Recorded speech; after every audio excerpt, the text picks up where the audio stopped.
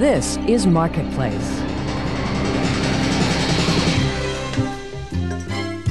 Government said today the number of American farms has fallen to its lowest level since before the Civil War. According to a census report, there are now a little more than 1.9 million farms in America. The peak was 1935 when there was almost 7 million. Today, the Dow Jones Industrial Average rose just over a point.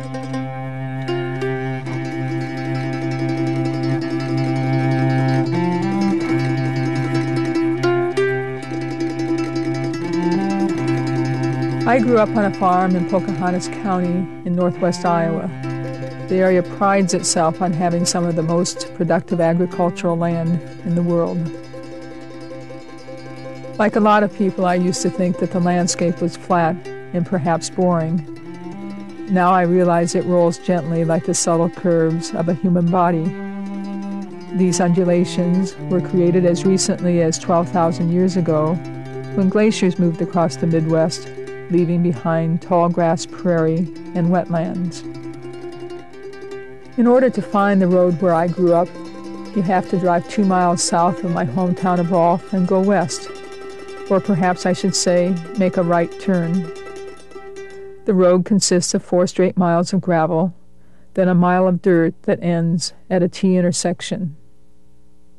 It's difficult to imagine what the area was like in the 1940s when I was a toddler, but there were 11 farmsteads along the road, an average of 2.2 farms per mile. Each place had a family that lived there and farmed the land. Some families like ours owned the farms where they lived. Others were renters. Others were there because their fathers were what were called in those days hired hands, working for other men.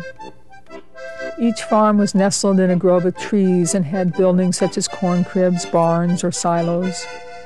Each had animals such as Hereford cattle, Hampshire hogs, Shropshire sheep, or Leghorn chickens. Each had a dog or cats that would hang around when the cows were milked.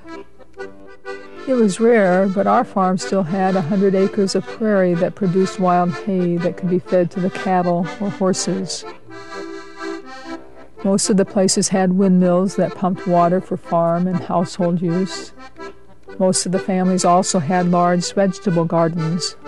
The women canned peas, corn, tomatoes, and string beans, and stored them in cellars for use during the winter.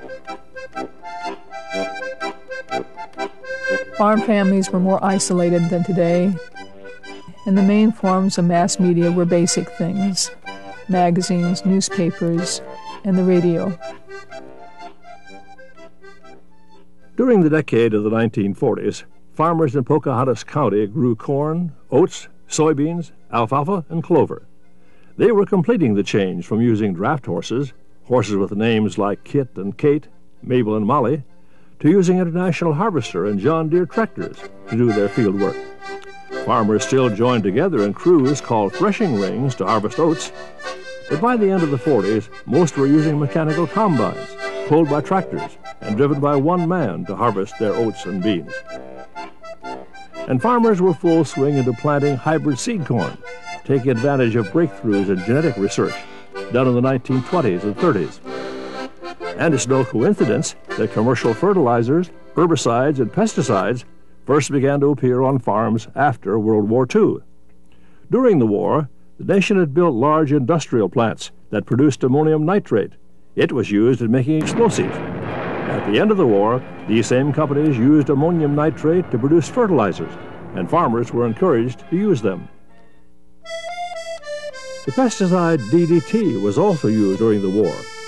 The military sprayed it on troops stationed in the Pacific Islands to protect them from mosquitoes and malaria.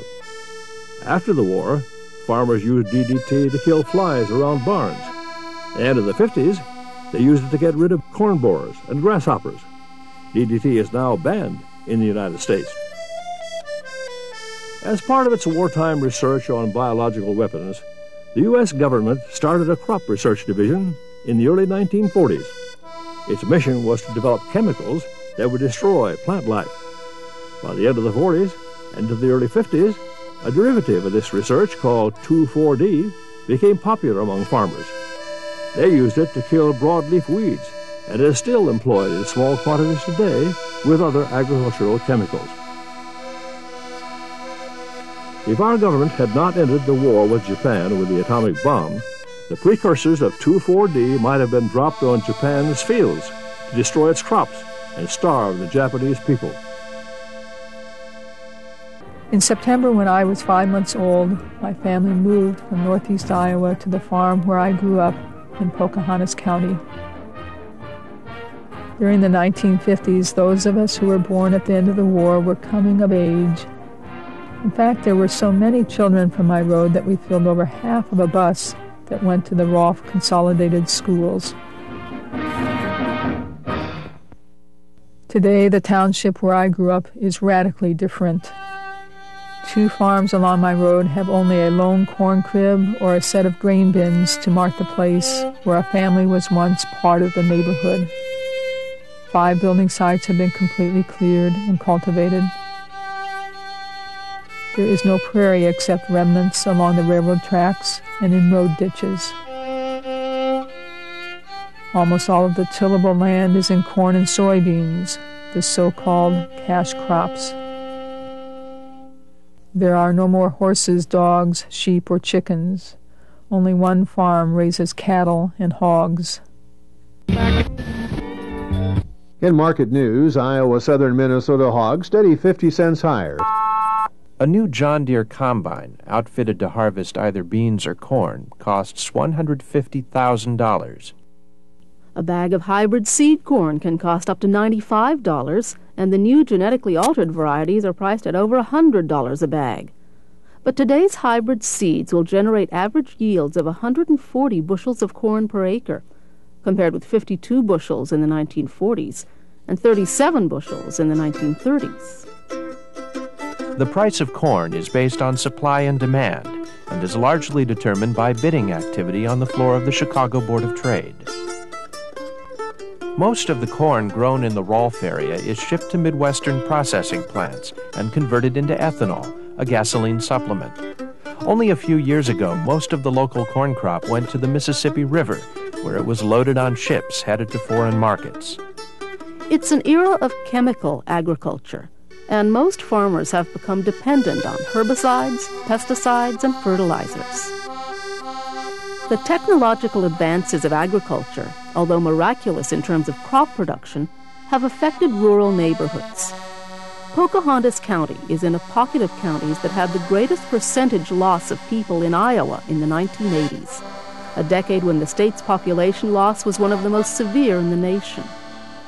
The number of people in the county continues to fall, and there's no expectation of a radical turnaround in that trend in the future. Today, there are only 4 families who live along the road where I grew up. There are 2 retired couples, my parents, Marion and Dean Gunderson, and Velma and Burl Howard. Marjorie Harold lost her husband, Faber, in 1989. He died of cancer. She continues to garden, manage the home, and help with the field work. Her son Paul is in charge of the cattle, hogs, and crops. It is unlikely that descendants of any of these families will ever move to the road. In 1992, Mick and Sue Rigelsberger and their twins moved from town back to the farm where Mick had grown up. Joseph and Caitlin were 3 years old, and the first children to live along the road since 1980, when Mick and a neighborhood friend graduated from high school.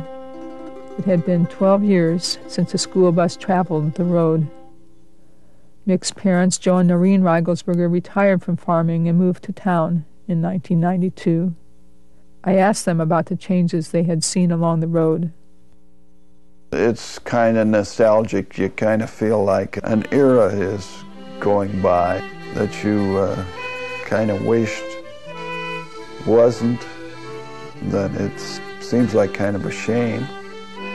Makes you wonder what's going to happen in the future. I mean, you know, as fast as things have changed in the last 50 years, it makes you wonder how many places are going to be on this road. I mean, are all these 4 places still going to be here, or are we going to be minus some more? They tell us, they call it progress. Whether it is or not, I'm not sure.